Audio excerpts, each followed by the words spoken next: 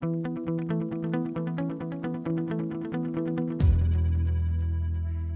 what's your pH balance? That's what we're going to talk about in this nugget. And I haven't done a shout out in a little bit. This shout out goes to Tony Robbins, one of the coolest dudes on the entire face of the earth. I started reading his stuff a long time ago. He's an amazing speaker and author.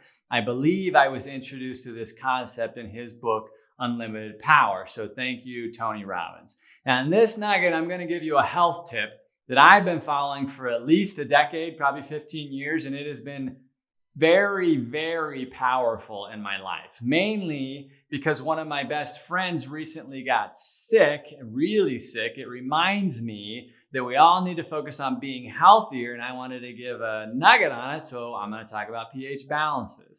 There are several key factors, though, when it comes to having good personal health, such as drinking lots and lots of water, and most places recommend at least an ounce a day. Also, getting solid sleep. You need 7 to 8 hours per day. There's a great book on that. And then you need to eat right and get some exercise. I'm not going to talk about any of that stuff. I'm going to talk about a topic that seems to be much less understood by most people. This tip has been a game changer for my physical health, along with a lot of other people. Your personal health is so critical to your success, whether it's professional or personal. Lots of people don't have enough energy to consistently work or play at peak levels. Many people load up on coffee or energy drinks just to keep going. Others are dealing with some extra weight or high blood pressure, maybe high cholesterol or other health issues. This particular topic helps with all of those areas. We're going to talk about the pH balance of your body. Now, in the off chance any medical doctors are watching this, don't pick me apart for any small errors I make in talking about this subject. Like many of you watching this, I'm not a medical doctor and I'm not giving medical advice, but I think you'll get the point well enough when I'm done to help you start researching this topic more and make a plan that works for you. I'm going to give you a 30,000-foot view too, so that you can dive in and get more technical on what you want to get technical on, because there's a ton of information on this. We might even have a few links below, depending on how you're viewing this, so you can get a head start. So, your body has a pH balance that it has to keep or you're going to die. That's right, you'll die. So what is a pH balance? Your body's pH balance, also referred to as its acid-base balance, is the level of acids and bases in your blood at which your body functions best. The human body is built to naturally maintain a healthy balance of acidity and alkalinity. That perfect number is about 7.4. If it gets too high above that, you die. And if it gets too low, you die. If you look at a lot of the new bottled waters for sale these days, you're going to notice that a lot of them promote that they have a high pH, like 8.0 or more. And this is an example of the pH levels that we're talking about. That water is supposed to help increase your pH levels. Now, your body has very complex systems that make sure your pH stays very close to that 7.4 so that you don't die. There are also many factors that can affect your pH balance, such as stress or other negative emotions, and things like physical exercise or diet. I'm going to talk about the diet side of things real quick. So here's the problem that we have with the average American diet. It's highly acidic. Most of the foods that we eat are on the acidic side, not the alkaline side. You can easily Google an alkaline acidity food chart and learn a lot more about this. There's tons of them out there.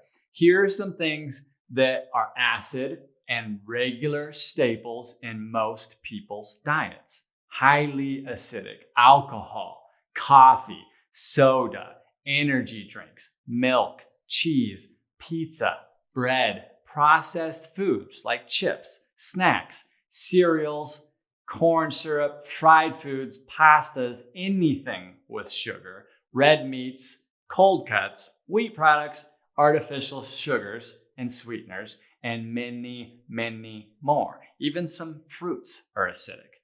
These acidic items probably make up 80 to 90% of most people's diets in America, and that's unscientific, but check your own diet out and see. Think about how much alcohol, coffee, sodas, red meats, fast foods, snacks, and sugars, etc. that you take in on average per day. The list is unbelievable.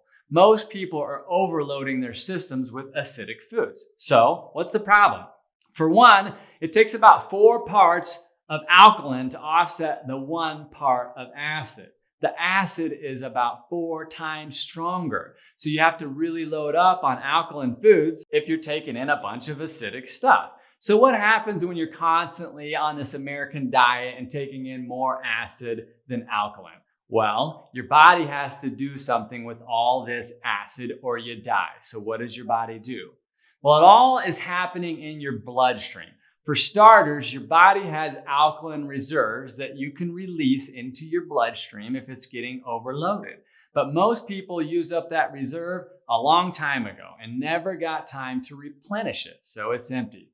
So your bloodstream starts to become much more acidic. So let's think about this. When your bloodstream gets more acidic, what's happening is in your bloodstream, you've got these red blood cells. And your red blood cells are what are carrying all the nutrients and oxygens throughout your system. And these red blood cells have to travel all the way through your body. And there's some parts where they have to travel one by one in like capillaries in certain areas because it's so small. Now, when they travel, they need to travel freely and smooth and be full of good energy for you. So on the outside of the red blood cell, there's a negative charge. And on the inside, there's a positive charge. And that keeps them from touching and staying away from each other so they can run by smoothly.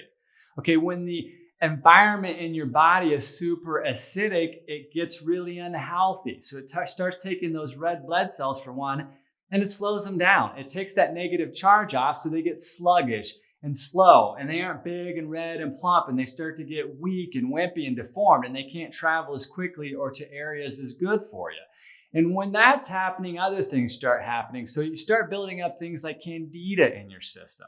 It's like a form of yeast, and it feeds off of these sugars in these acid environments. So when candida's in there eating and thriving, then it has excrement, and the excrement from candida is extremely acidic.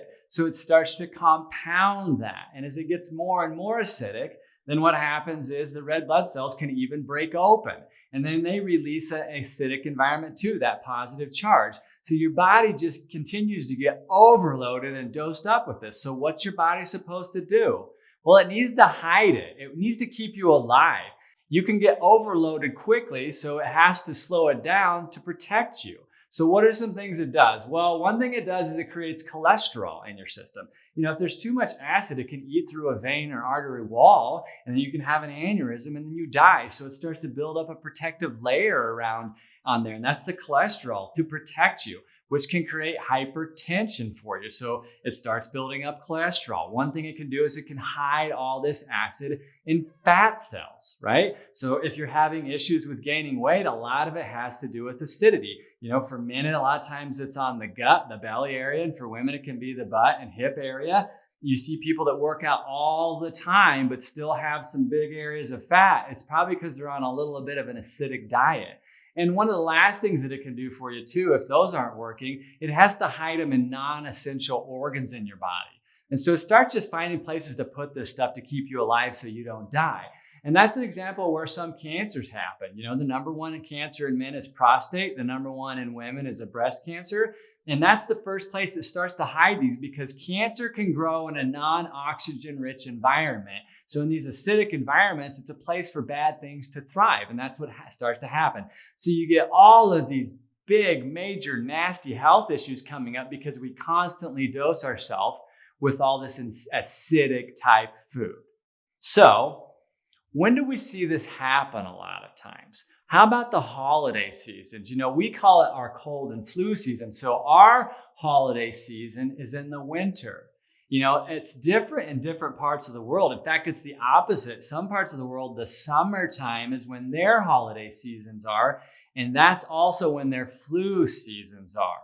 So think about why that might be during the holidays. I mean, Thanksgiving and Christmas coming up, you're going to be extra stressed. Stress is the biggest factor in raising your alkalinity and acidic levels. So extra stress makes you more acid because you got all the stress of getting all the work done in a shorter amount of time, planning for all the holidays, hanging out with all the in-laws and all the BS that comes along with that, and that's stressful.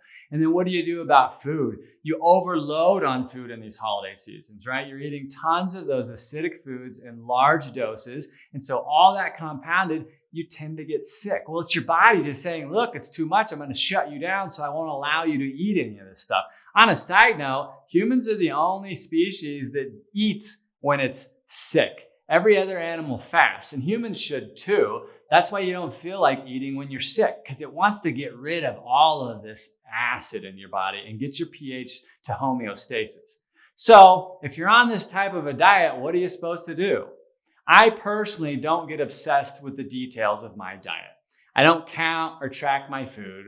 I really haven't eliminated much from my diet. I did eliminate soda, coffee, and energy drinks. And I replaced the coffee with green tea a long time ago for the reason of pH balance. But I don't keep track of my pH with strips either.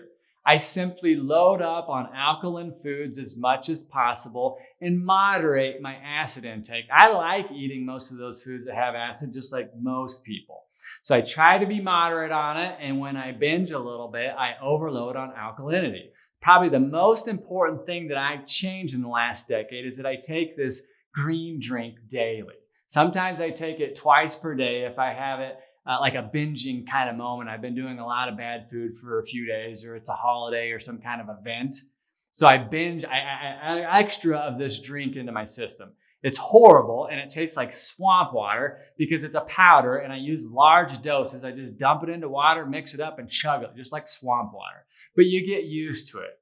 If you want to play at a high level and be a top performer, you need to be healthy and have plenty of energy. One easy habit to get into is to be somewhat aware of your acid intake and or overload on some alkaline with a green supplement. No shit. I was just at the gas station, and the lady I was talking to said she quit drinking pop a few weeks ago, and I asked her how it was going, and she said that I wouldn't believe how much weight she's lost. And I've heard this story over and over again. Now, she wasn't trying an alkaline diet. She just eliminated a big chunk of acid because she chugged pop all day. So there's a link for you to go check out and get a little bit more information on this below, but I challenge you to go think about this, do some research on it, look at your diet a little bit, maybe order a green drink and get a little bit more alkaline. So go alkaline and have a great week.